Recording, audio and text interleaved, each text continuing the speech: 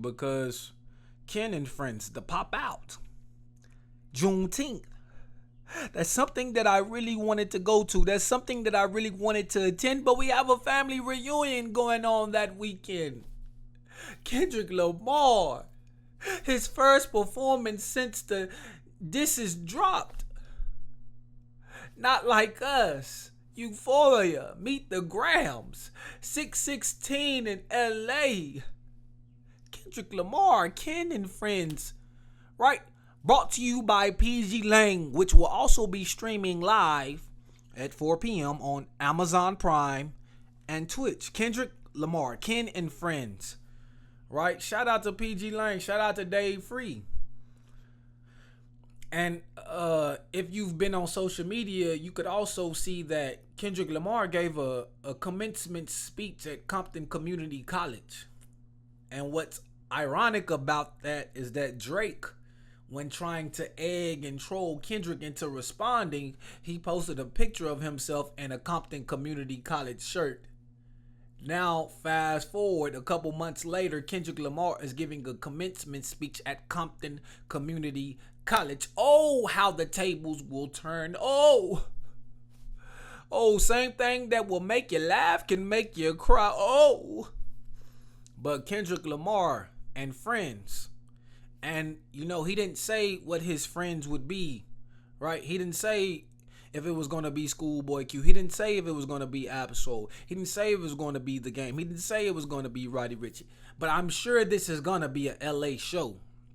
But I want to know, will SZA be performing?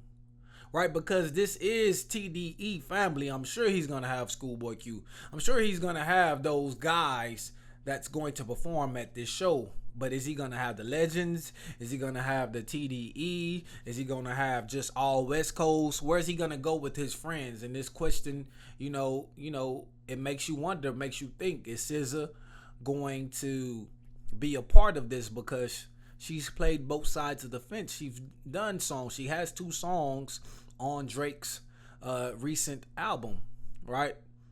So, but she's TDE. So will she perform? Will she give the people what they want? Will she show her, standing, in unison with Kendrick? Will she show that unity with TDE? Or will she just sit this one out and play the politics of the music industry? It makes me wonder. It's something that we could question. But I believe everything that Kendrick Lamar is doing at this point is strategic. Just like we talked about the Compton Community College. Right? Drake also said he rapped like he trying to free the slaves. Guess when the slaves were freed? Juneteenth. Galveston, Texas. Right? Let me give you a little bit of history. The Emancipation, the Proclamation freed the slaves. But it wasn't social media around. There wasn't telephones in every household. So this message didn't get across to every fiber, every place in the South. But through Galveston, Texas, right, on Juneteenth, and I believe the Emancipation Proclamation was 1964. So it probably took a year later. So on Juneteenth, possibly on 1865. I said 1864. Possibly on 1865, right? Because I might not have the timeline right. But it was basically a year later to where all the slaves in the South got the word that they were free. And that's why Juneteenth is a holiday. That's why Juneteenth is celebrated. And ironically, Trump is the one that made it a federal national holiday. It was always kind of celebrated, kind of talked about amongst black people, but it was never nationally recognized until Trump got in office. So I guess that's something that we could be thankful for Donald Trump for.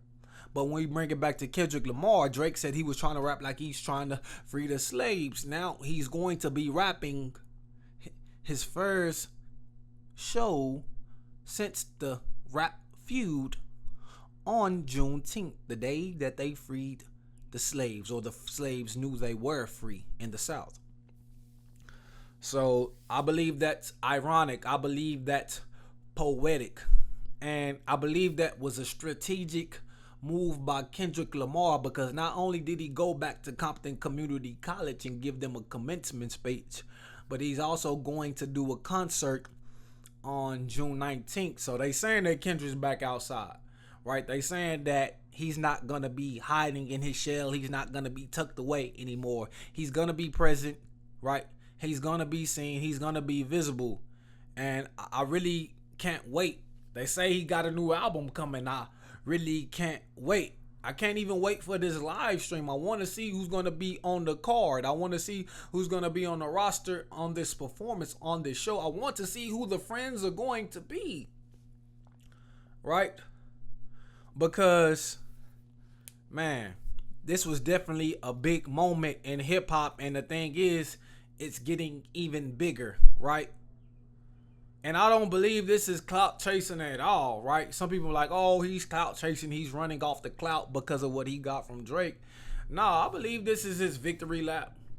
I believe Drake is the one who egged him on. He said some things, and I feel like he was prompted by First Person Shooter. He was prompted by that because Cole, Drake, and Kendrick know what happened behind the scenes before that record was put out.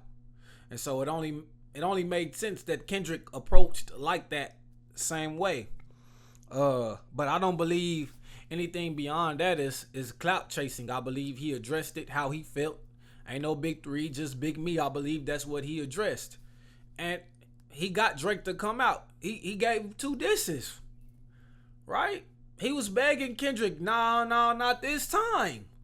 So from there, it has nothing to do with clout. It's just basically seeing through, the competition that was set in front of you. A competition that he wanted from day one, right? A competition that he wanted to settle the argument about who's the greatest rapper, especially in that era. So Ken and Friends, the pop out, I'm looking forward to that.